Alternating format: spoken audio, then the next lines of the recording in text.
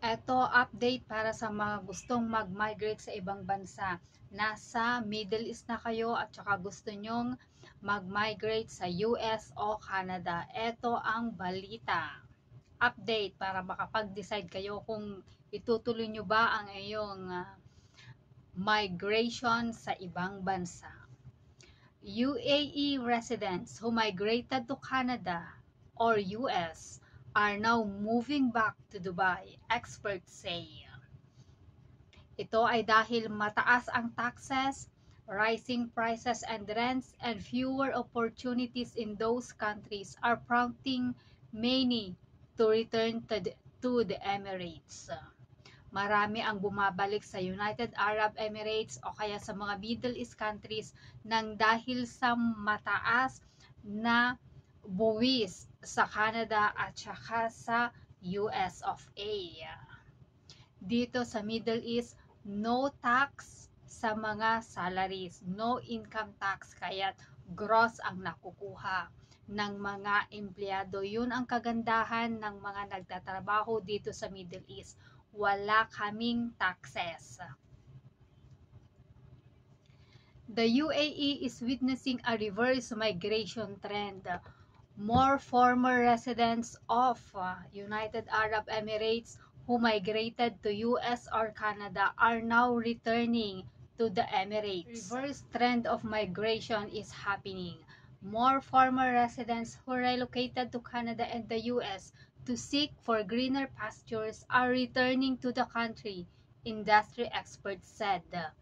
Kaya't meron din kaming mga kakilala na nagpa-process ng kanilang mga papeles, pero nang dahil sa nangyayaring trend, hindi na sila tumuloy. Family of 4, hindi na sila tumuloy kahit tapos na ang kanilang mga papeles. Dahil ang trend ngayon sa student visa, kung hindi lang din na doctorate o kaya masteral ang kukunin mo, hindi mo na makukuha ang iyong asawa at saka mga anak kung student visa ang iyong pathway.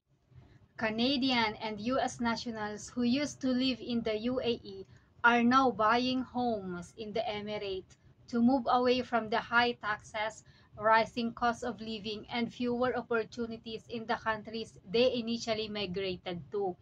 Kasi dahil sa dami na nang nag-migrate sa Canada at saka US, fewer opportunities na ang mayroon doon.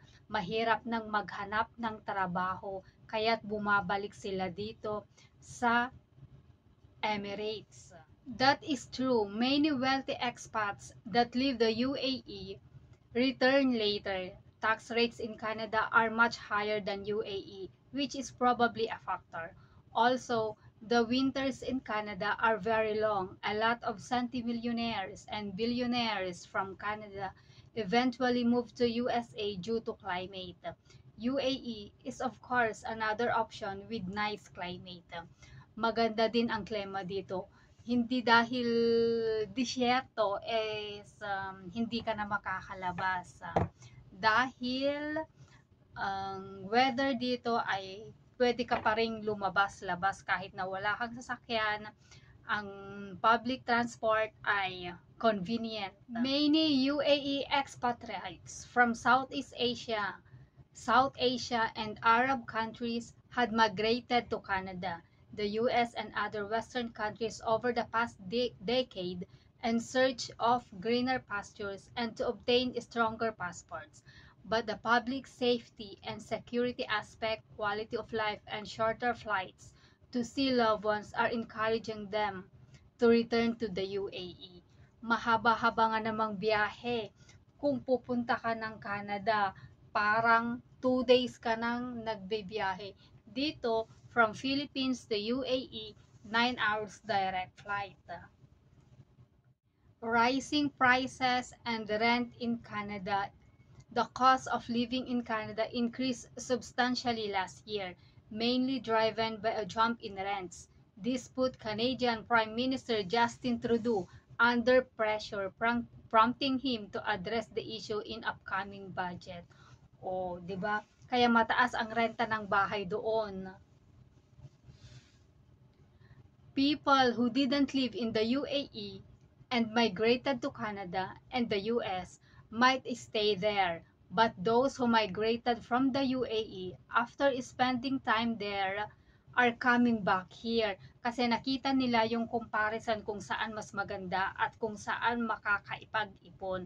Dito sa Emirates, wala ka man residency, at least meron kang 50 years golden visa na pwede mong dalhin ang mga kamag-anak mo. Yung 50 years na golden visa, sobra-sobra na yun. Para ka na ring na PR doon. Yun nga lang, hindi PR talaga. Most of the Canadian buyers are Desi Canadians from India and Pakistan who lived in the UAE and then migrated there. People there pay up to 40 to 50% of their income in taxes. But there is no income tax here in UAE. Yun ang kagandahan dito. Walang income tax sa aming mga sinasahod.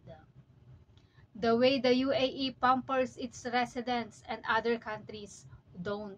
Therefore, people are attracted back to the UAE after getting the passport. Kapag nagkaroon na sila ng Canadian passport o kaya US passport, bumabalik sila dito sa United Arab Emirates dahil sa mga pampering na ginagawa ng government sa kanila. Matataas ang sahod ng mga nakapassport ng mga ganito, kaya bumabalik sila dito. People here in the UAE can get tea and even petrol delivered to their homes within minutes, something that doesn't happen anywhere in the world.